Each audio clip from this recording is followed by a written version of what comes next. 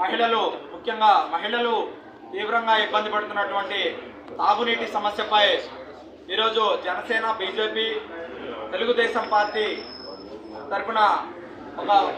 Representation ఇవ్వడం జరిగింది commissioner గారికి. ఇందులో భాగంగా వైఎస్ఆర్ పార్టీ నాయకులు ఏదైతే ప్రభుత్వ నిధులతో, నగర పంచాయతీ నిధులతో సుమారు 90 లక్షల రూపాయలను వెచ్చించి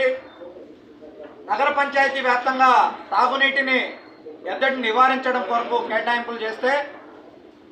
అవి వారి సొంత జోబుల్లోంచి ఖర్చు పెట్టినట్లుగా ఈ 90 లక్షల రూపాయలని కూడా ఓటర్లను ప్రలోభపరచడానికి, ఓటర్లను తమ వైపు తిప్పుకోవడానికి